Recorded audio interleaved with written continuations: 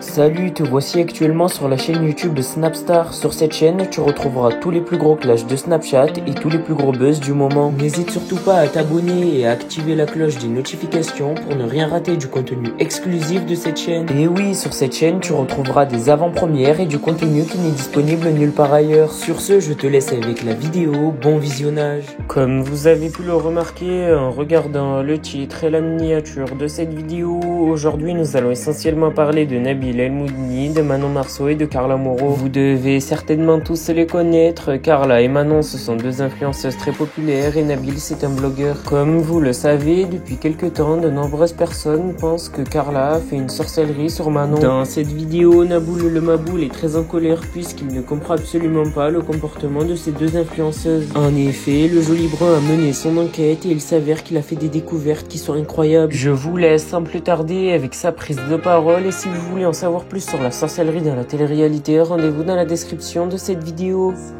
vraiment du bien d'être chez soi.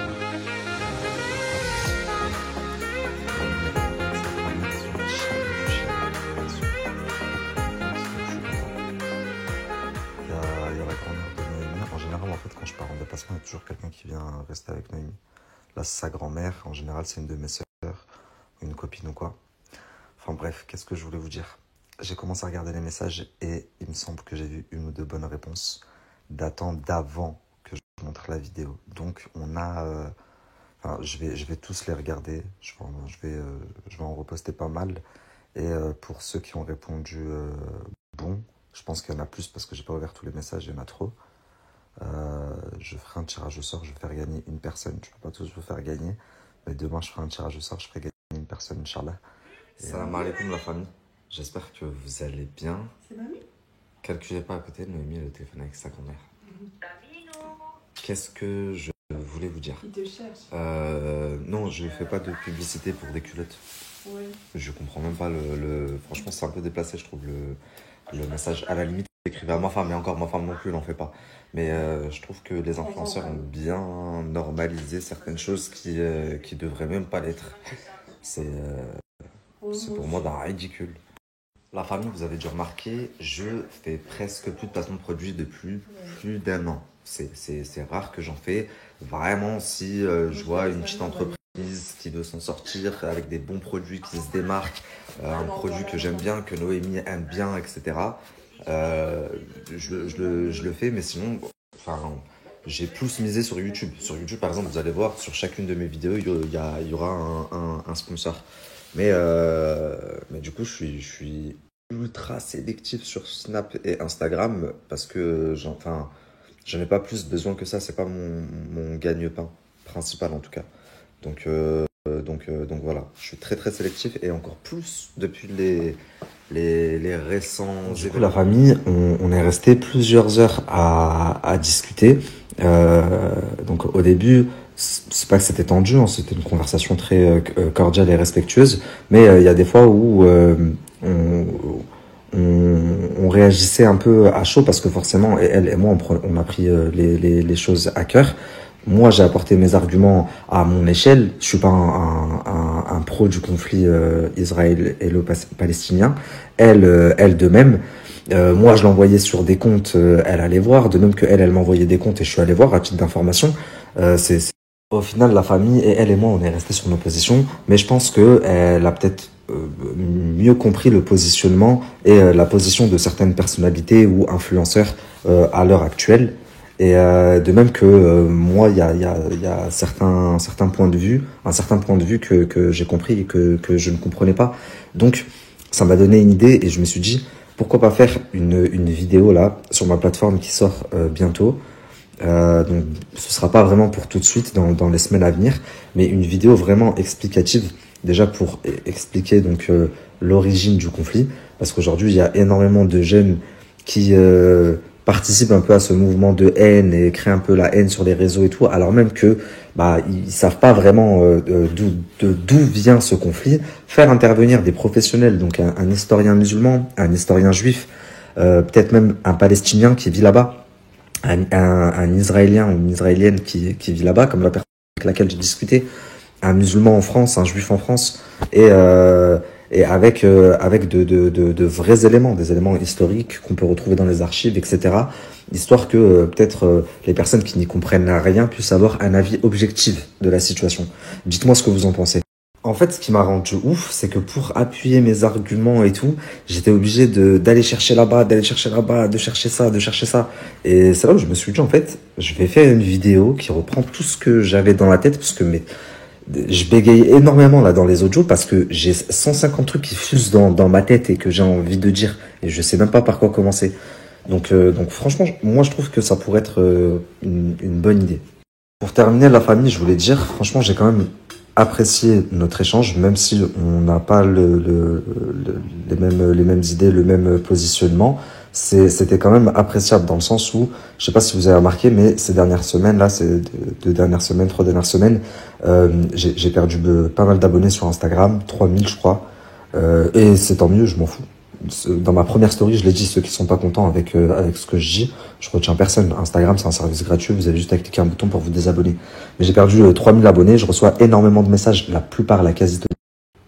Ça a coupé, je disais la plupart, c'est de bons messages, mais je reçois quand même énormément de messages de sionistes qui me menacent de mort, qui m'insultent, etc., etc. Alors ça m'intimide pas du tout, ça marche peut-être avec certains influenceurs, mais ça fait 5 ans que bientôt que je suis sur les réseaux sociaux, je sais très bien que les menaces n'aboutiront jamais. On va jamais se croiser. Quand bien même demain on se croise, il y aura rien du tout. Mais du coup, quand je reçois un message comme ça, il n'y avait pas de manque de respect, rien, ouvert au débat. Alaikum la famille, j'espère que vous allez bien, que vous avez passé une bonne journée. Nous, alhamdoulilah, ça peut aller. Pour être honnête, on n'a pas passé une super journée aujourd'hui. Les galères, elles se sont enchaînées. Mauvaise nouvelle sur mauvaise nouvelle. J'ai passé ma journée au... J'ai passé ma journée au téléphone. Déjà dans le travail, il y a toute une scène, presque tout un épisode qui est inexploitable par rapport à la caméra. Elle s'est éteinte en plein milieu et ouais,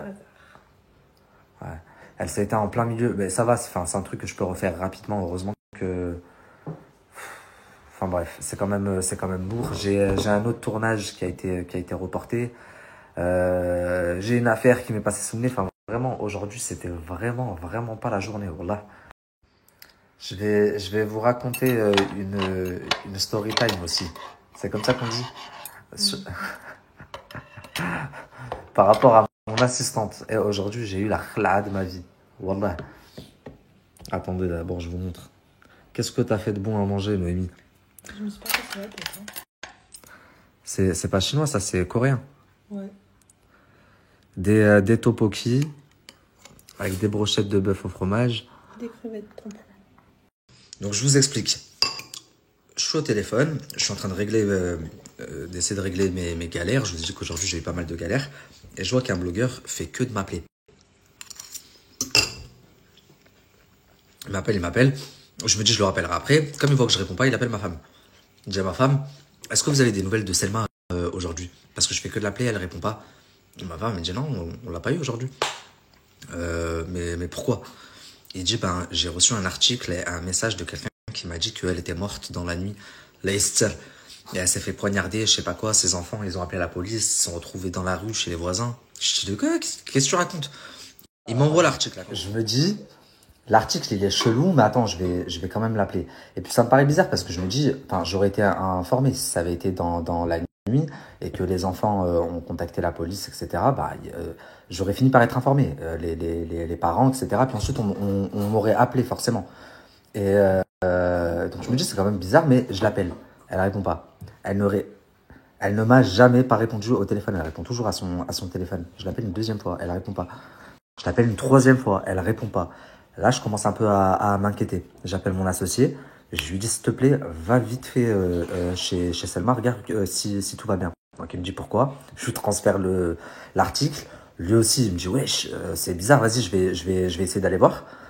Et là, pendant que moi, je fais ça, Noémie, elle a l'idée d'appeler sa fille. J'ai complètement... je sais pas pourquoi ça m'a pas traversé l'esprit. Elle appelle sa fille. Elle lui dit, Linouche, qu'est-ce qui se passe? Ta maman, elle va bien? Elle lui dit, bah ouais. J'entends la voix de sa fille, bah ouais. Elle dit, t'es sûr, passe-moi ta mère. Elle dit, bah tiens, attends, j'entends maman. Et ouais, elle lui passe le téléphone. Je dis allô? Elle me dit ouais. Je lui dis mais c'est une dinguerie. Et pendant que je suis au téléphone avec elle, je regarde dans mes DM du coup. Et il y a d'autres blogueurs qui m'avaient contacté pour me dire on m'a écrit ton assistante elle est morte. Dis-moi que c'est pas vrai, je sais pas quoi. Vraiment, les gens, on arrive à un stade où je me dis waouh. Vous vous levez le matin, vous vous dites qu'est-ce qu'on va pouvoir leur faire aujourd'hui? Enfin, c'est quel degré de j'ai pas de vie ça? Mais surtout, vous vous rendez pas compte. Imaginez, on aurait appelé sa mère aurait fait une crise cardiaque. Mais surtout que j'étais à deux doigts, personne Merci m'aurait à toi répondu. d'avoir visionné cette vidéo et n'hésite surtout pas à nous donner ton avis dans l'espace commentaire. Sur ce, on se retrouve dans une prochaine vidéo dans laquelle il y aura de nouveaux buzz.